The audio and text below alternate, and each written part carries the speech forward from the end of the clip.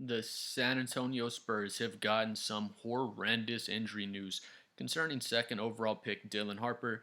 Harper left a game against the Suns on November 2nd, just yesterday, with a calf injury, playing just 2 minutes into that affair. Yes, Dylan Harper plays just a little bit in the Suns game and he injures his calf. If you didn't see the video, it's a non contact injury, so it was a bit scary when it happened. They diagnosed it just a calf strain, so it didn't look like he tore his Achilles or anything when it happened, but looked like it could have been a calf or Achilles injury, and we get the confirmation it is a calf strain. Harper, the second overall pick in the 2025 NBA draft, has been a key member of the Spurs. He has been coming off the bench, even with De'Aaron Fox still injured. Harper has been the primary ball handler for the team, which is all they need him to do. I don't know who wrote this article. That's not all we need him to do. Dylan Harper does a shitload for the Spurs out there. Whenever he's on the court defensively, he doesn't just handle the ball. That's not all we need him to do. He gets in the paint. He play makes for everyone else. It's not like he's just out there not turning the ball over and we're just like, good job, Dylan. Dylan's been the second best rookie, probably right behind VJ Edgecombe before this injury. So I don't know who wrote the article. Heavy Sports, heavy.com. Anyway, Harper returned to the bench after his injury with crutches and wearing a walking boot. Spurs have now indicated just how bad the injury is, how much time he's expected to miss.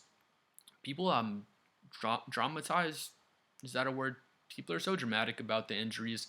I was worried when this happened to Dylan Harper. I wasn't extremely worried when it first happened. I just thought that looks like a calf strain, maybe an Achilles strain, and it's more concerning like an ankle sprain or something like that, because if you're not careful with calf strains, Achilles strains, it can of course turn into an Achilles tear, a calf tear. Hopefully nothing like that happens to Dylan Harper. I don't think it will, because the Spurs are going to be really precautious as far as letting him get back on the court. He's probably not going to see the court until December. To be honest, that would be my estimation. But he does have the calf strain.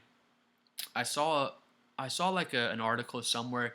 It says San Antonio Spurs from 5-0 to disaster, or to like a, I'm pretty sure it said to disaster. And I'm a Spurs fan. I'm just like, it's not a complete disaster. It's not good that Dylan Harper got hurt. That does suck, but we're 5-1 now. I'd say our team's far from a disaster, but people love to say injury than just horrendous disaster. Spurs 5-0 to disaster. People love to overreact, but with that being said, he does have the calf strain, and it does suck.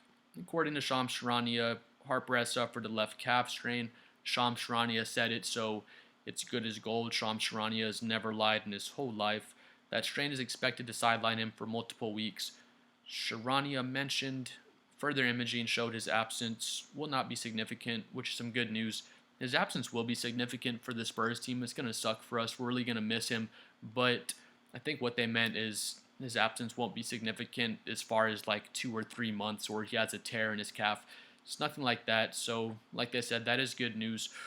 With this being said, Dylan's going to be out for at least a month or so. Like they're saying, De'Aaron Fox is going to be back next game, I think. It hasn't been announced. They said he was going to be back November 1st, so he should have already been back just for the last game. So I'm pretty confident he's going to be out there playing this next game. And our team's going to be better than our team was with Dylan Harper and without De'Aaron Fox. We're missing a backup point guard now, so that's going to suck missing a backup point guard. But with De'Aaron Fox and Stephon Castle playing next to each other, if that makes sense what I'm saying, we're basically take out Harper, plug in Fox, when before we were take out Fox, plug in Harper. If I could only have one of the players, Harper or Fox, it would be De'Aaron Fox. Not so much for a long term, but for the short term, as far as just winning games in the regular season, De'Aaron Fox is going to help us do that more than Dylan Harper. Don't get me wrong, this calf strain does suck. I don't want anybody to get hurt on the Spurs, especially not Dylan Harper, because he was already looking great. He was developing really well out there on the court in the small amount of time he's played so far in the season. So this does suck, but De'Aaron Fox should be back for the next game.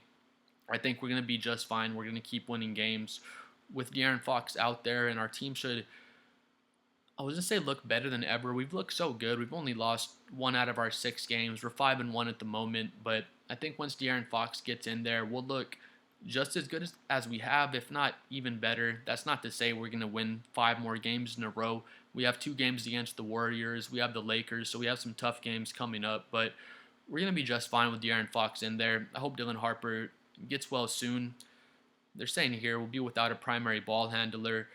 Been our main source of playmaking thus far. His scoring has been much needed off the bench. He's our fourth leading scorer. All that stuff is true. We're definitely gonna miss I was gonna say De'Aaron Fox. We're gonna miss Dylan Harper really bad, but Wemby's just gonna have to step up even more. Vassell, Keldon Johnson, Jordan McLaughlin's already been getting some minutes. He's been pretty good in his time that he plays. We're probably gonna see Jordan McLaughlin naturally get some more minutes in that backup point guard role now that we don't have Dylan Harper to play out there. But I think we're gonna be fine out there once De'Aaron Fox gets out there. De'Aaron Fox is going to give us just so much versatile playmaking, so much scoring, and we're finally going to have an ISO scorer. We're finally going to have a guy other than Wemby that can go out there and just score 25, 30 points without even having any plays ran for him. So it does suck Dylan Harper is going to be out. Hope he gets well soon. That is a bummer. That is some pretty terrible news, but on the bright side, De'Aaron Fox should be back for next game. It's going to be exciting.